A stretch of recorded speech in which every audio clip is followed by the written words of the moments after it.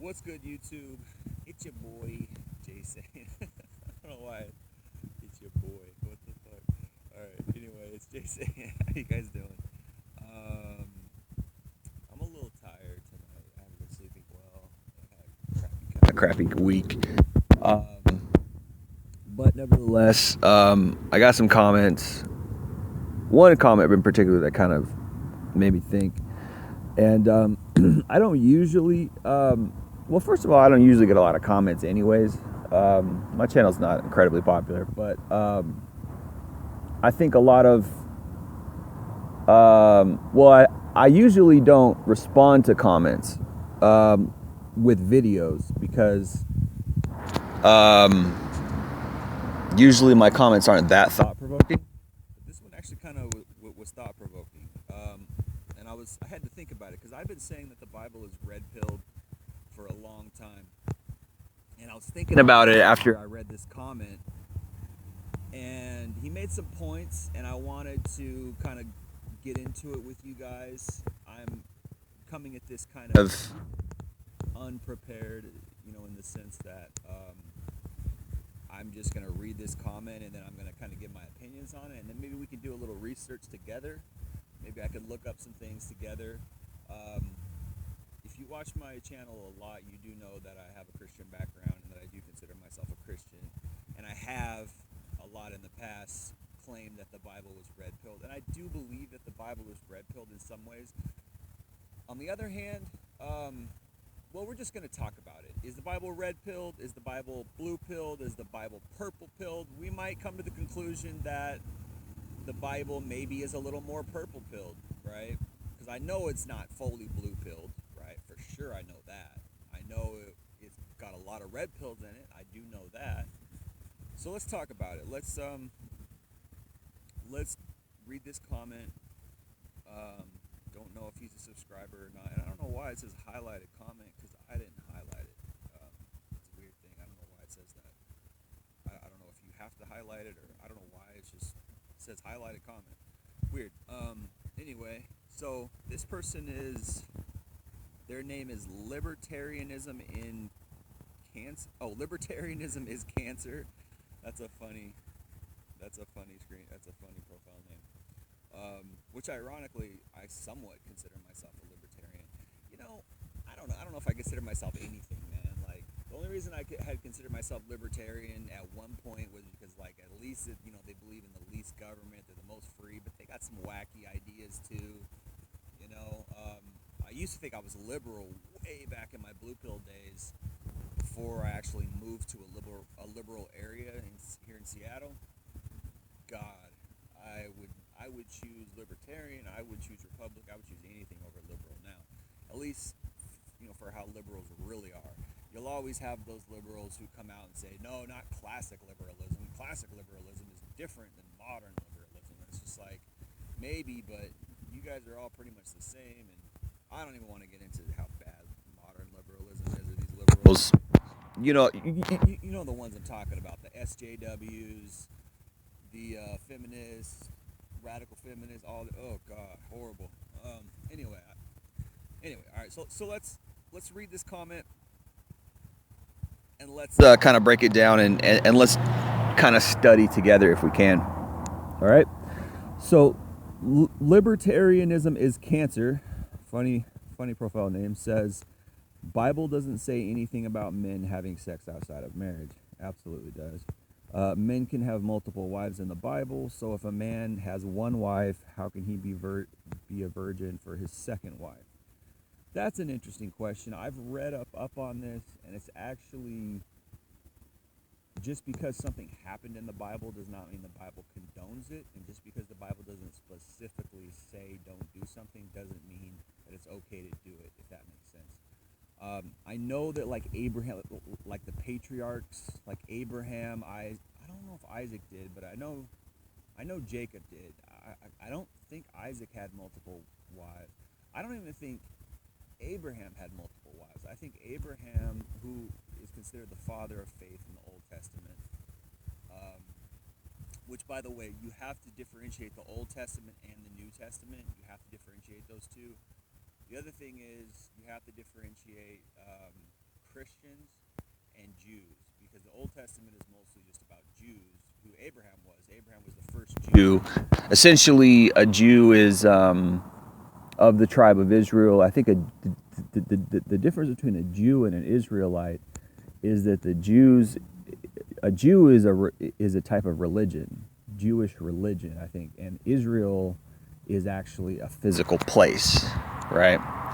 So that's confusing in and of itself, but you got to understand that there's two major different spots in the Bible. There's the Old Testament and then there's the New Testament, and the spot in the Old Testament was Canaan, and Canaan became Israel, right? So Canaan essentially is the good land, essentially the God promised land, and this is all in the Bible, the book of Joshua, Deuteronomy, Exodus, Leviticus, Numbers, Deuteronomy, Joshua, where it deals with this, where God called his people out of Egypt, which is a big metaphor for God calling people out of the world, and he called them into Canaan, right? So this is that's important and it's significant in its time for essentially God wanting a people to himself. So that's the difference between say Jews and like regular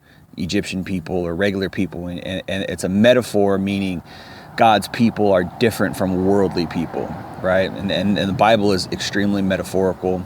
It uses pictures and types and stories to sort of illustrate concepts, spiritual concepts. And the Old Testament is full of these. The New Testament not so much, but the Old Testament is full of these stories and ideas which illustrate spiritual concepts. And that's what a lot of people don't understand, is they take the Old Testament literal and they're like, well, this is literal. And it's not that it's not literal. It's just that it's supposed to be pictures and types for people of today, Christians. So anyway, the main point I want to make is that the Old Testament is different than the New Testament. It's called a covenant. It's a different covenant, meaning there's a different type of law system, different type of rule, a different expectation, if you will. In the Old Testament, God gave the law through Moses, right? Meaning men had to follow the law. But it's not even that they had to follow the law. If you really understand the Bible and theology, what they needed to do was essentially turn to God and say, I can't follow the law. The law was there to, in the New Testament, there's a verse that says the law is a child conductor to Christ. And you can Google all this stuff, by the way.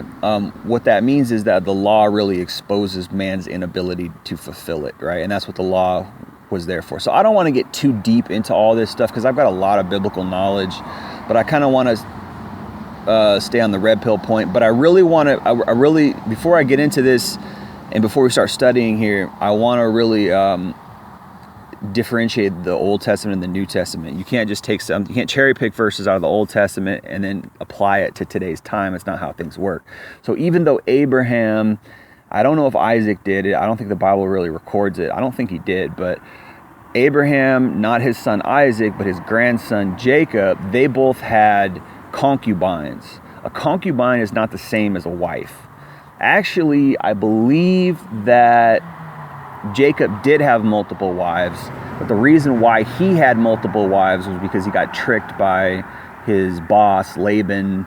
Anyway, it's a long story. You got to go read Genesis. So I don't know if Jacob had multiple wives on purpose, but it gets real muddy and convoluted. But I am not incredibly astute at the Old Testament laws in and out of the laws, so there might be some stuff in there that say a man can have multiple wives.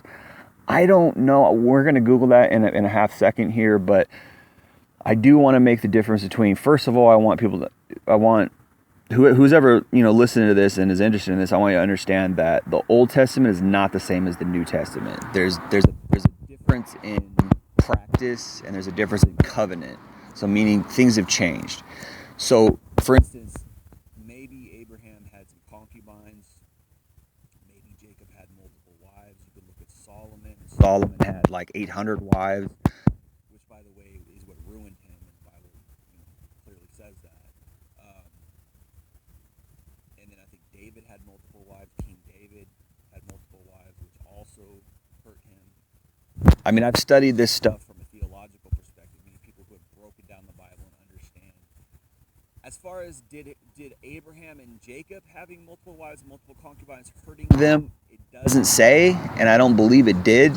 But we're gonna get into, because I'm gonna Google this in a second here, and because I've read up on this before, why certain patriarchs were allowed to have multiple wives and things like that. But let's just finish reading this this comment, and then I'm going to get to that. So he says, Bible only ever states punishments for women who have sex outside of marriage. Males having to stay virgin for marriage has to be one of the worst feminist doctrines.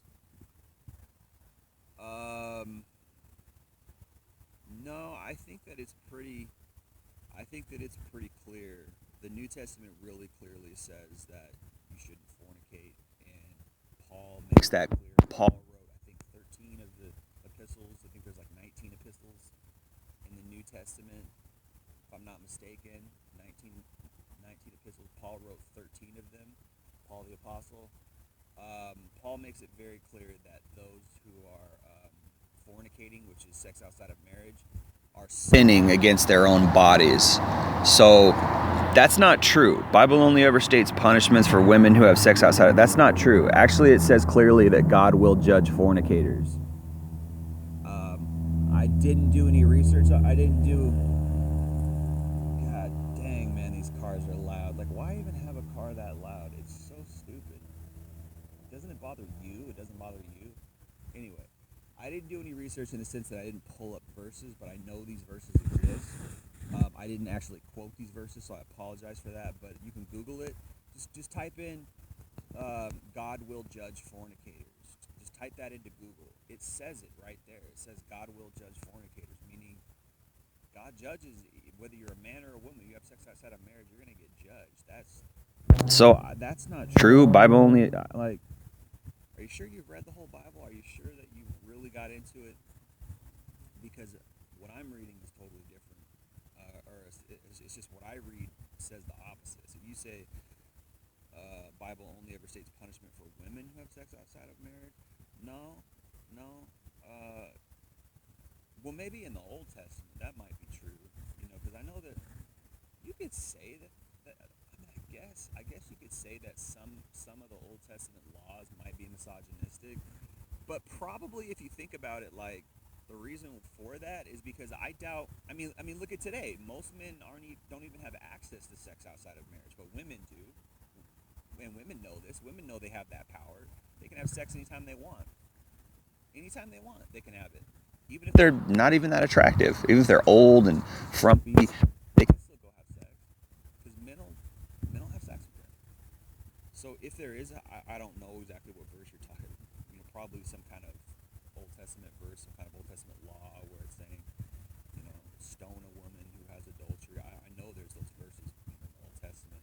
Although again, there is a difference between the Old Testament and the New Testament. The New Testament changed a lot. We don't stone women anymore in the New Testament. Some things in the Bible are very hard to defend, and I don't want to.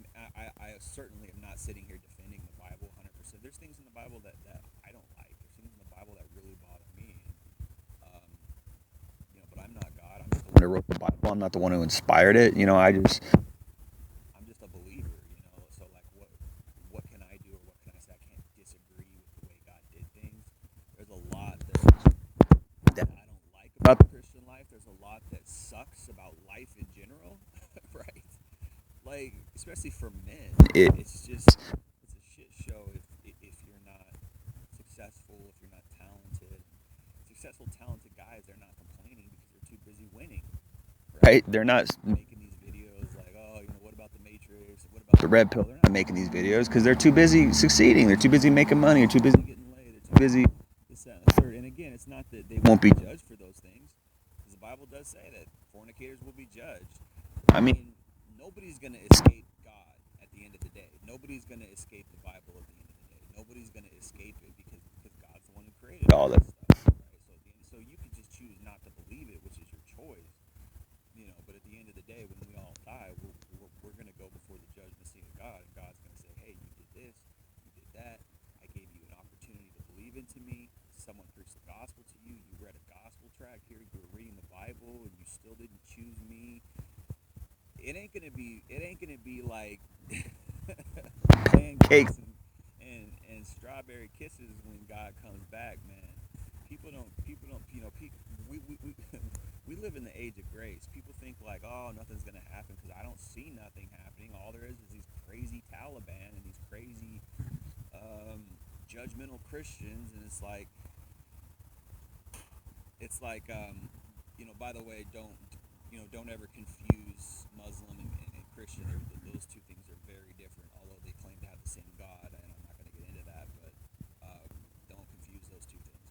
But anyway, the Bible clearly says that when this is over, God's going to judge the world based on two things: one, whether or not they accepted Jesus as their Savior, and two, um, you know, people's behavior, how they behaved, how they dealt with other people. Did they lie? Did they cheat? Did they defraud? Did they steal people? Did they steal from people? Did they hurt people? Did they screw people over? So don't think that like if somebody screws you over, don't think that like that's not going to get judged. Because God's going to judge everything. God's going to judge it all. Like anyway, you got to have that scope. You got to have that understanding that people aren't going to just get away with everything.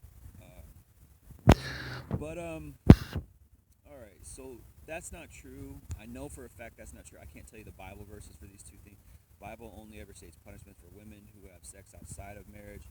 Well, let me just go to that real quick. Okay, let's finish, and then I'll break down, and I'll go to Google and show you some counterpoints here. Males having to stay virgin for marriage has to be one of the worst feminist doctrines Christians believe that isn't in the Bible.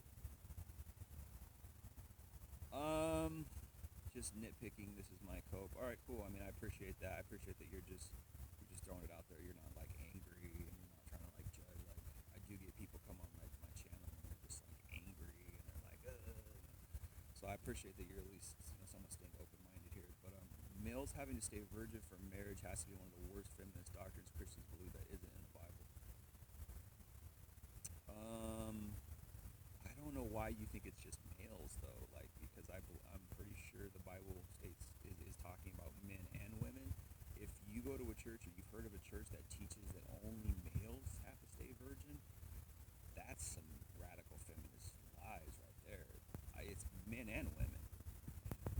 I will say that it can be confused. Maybe for some women, they read, if they do read the Bible, they think that it doesn't apply to them, which would be strange. Maybe they think that oh well, the Bible's only talking about men. I don't have to stay a virgin or something like that. Would be weird because no, I don't believe that's true. Like I really don't think so. Like you'd have to be kind of mentally warped to read the Bible like that, to where you think, oh well, the Bible's just written for men, so therefore I can just cherry pick what I want out of here, and I don't have to follow. It's like no, no. I mean like, I mean, the Bible is red pilled in that it's pretty confusing. It's convoluted because the Bible does talk about women, particularly in Proverbs, Ecclesiastes. It talks about how there's very few good women, and that's what I talk about a lot. I don't believe. I mean, I know so many women who love the Bible and read the Bible, and because I grew up in church, so all the women that I've known and seen in church, they're all reading the Bible. Like all the women that I've known in church my whole life are reading the Bible, and I never got any indication that they believed the Bible was only written for men. Right? I mean, there's no verses in the Bible that say the Bible's really written for men. Women just sit back and let men do their thing. Not really. The only verse that's even close to that is when Paul says he doesn't want women to teach. I think it's in 1 Corinthians or something like that. He says Paul says he doesn't want women to teach. He says that clearly. But that's not reading the Bible. That's just teaching. Meaning he doesn't want women to be authorities in the church. He doesn't want women to be overseers in the church in the sense that they have any kind of position or authority in the church. Which, by the way, I've always been dubious about position and authority in general in the church. I don't like it. I feel like let's not have any position in authority. But then I'm not God. I didn't set it up that way. I think from an objective standpoint, the reason why you would have a position and authority in the church is so that there could be a leadership. It's not because there's any kind of merit to be earned. And from what I've read, the theology that I've read um, really kind of blasts that you shouldn't be ambitious for position in the church, because the church really isn't like that. The church is a family. The church is like a hospital where people can go to be healed and feel better and get love, and Christ can heal them and things like that. That's from what I've from my theological understanding of the church. So if you're in the church for a position, right?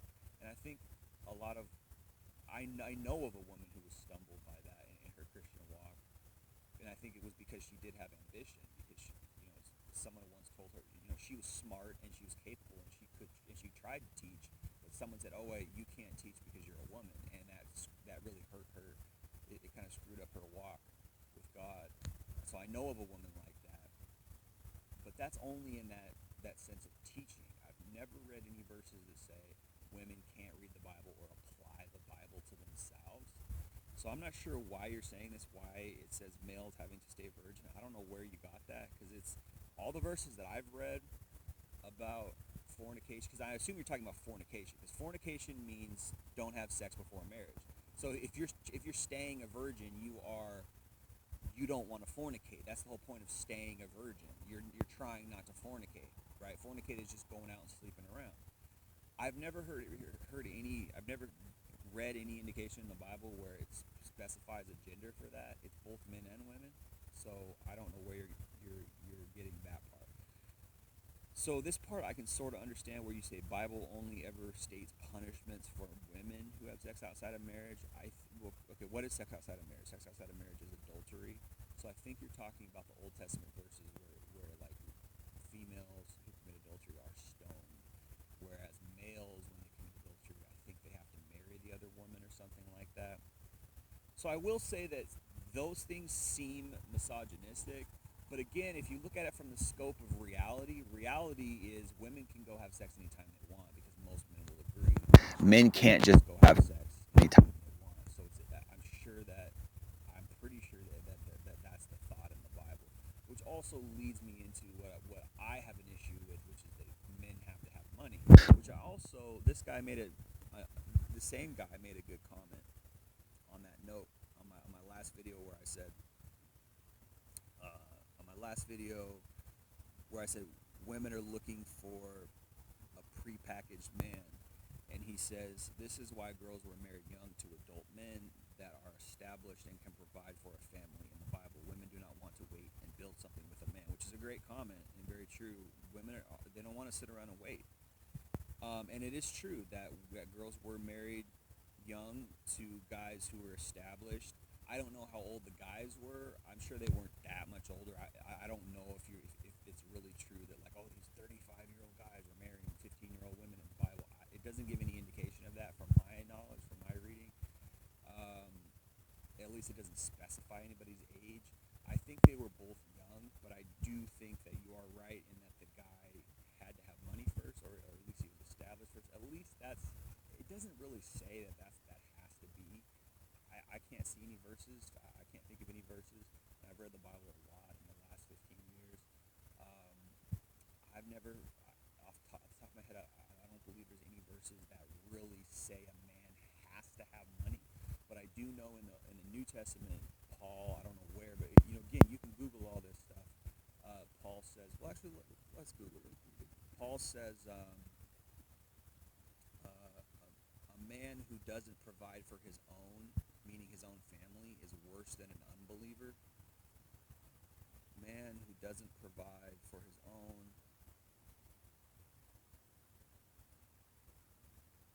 provide for his family. 1 Timothy 5:8.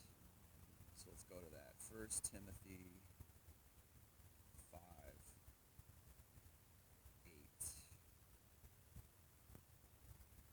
A man who doesn't provide.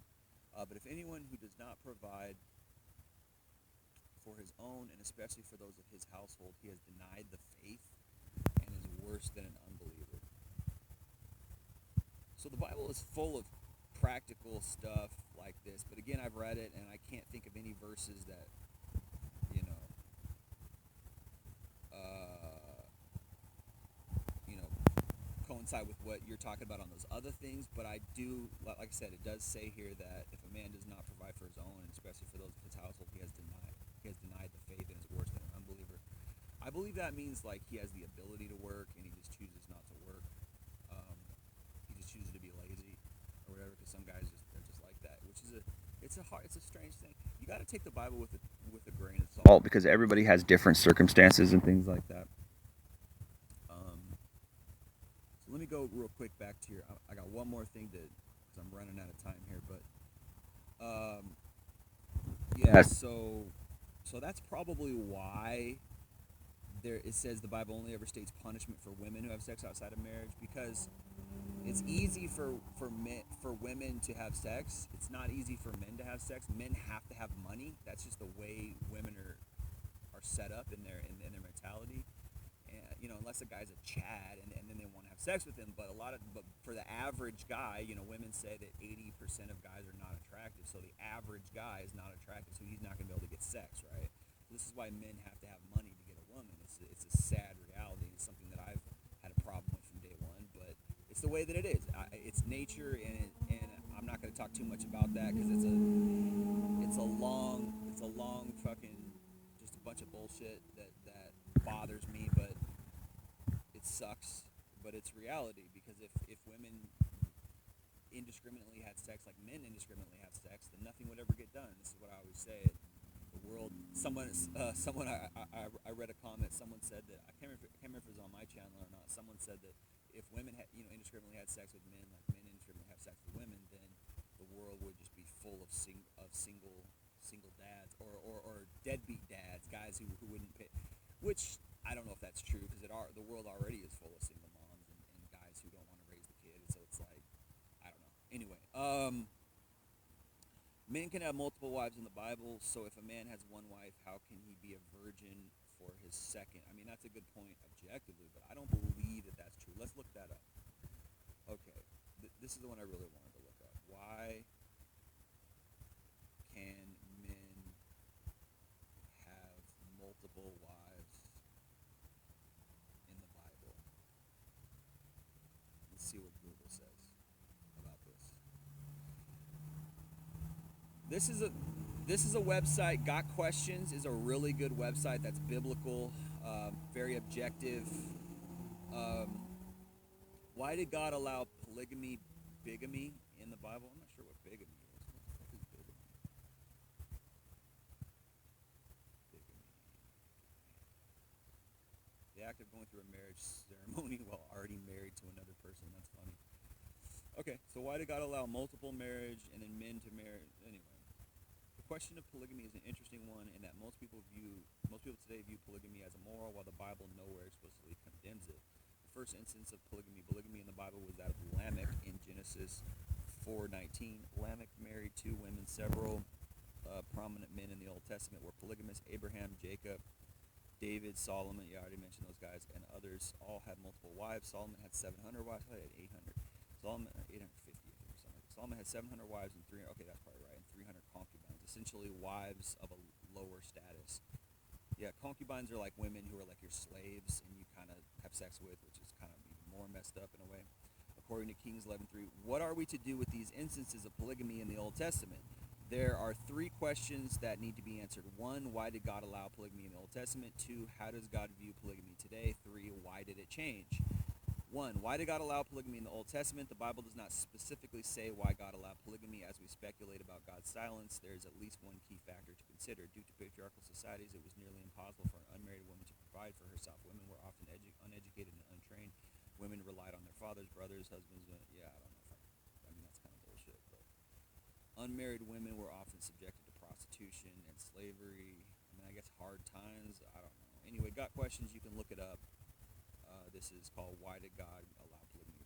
Got Questions is very good. They provide very good answers. So you can look it up here. I'm about to run out of time here. So maybe I can come back and make another video after this, and we can finish up. But you can look that up here. Yeah, maybe I'll just wait and make another video. I'll upload this and kind of finish up, and then kind of get my final thoughts on it.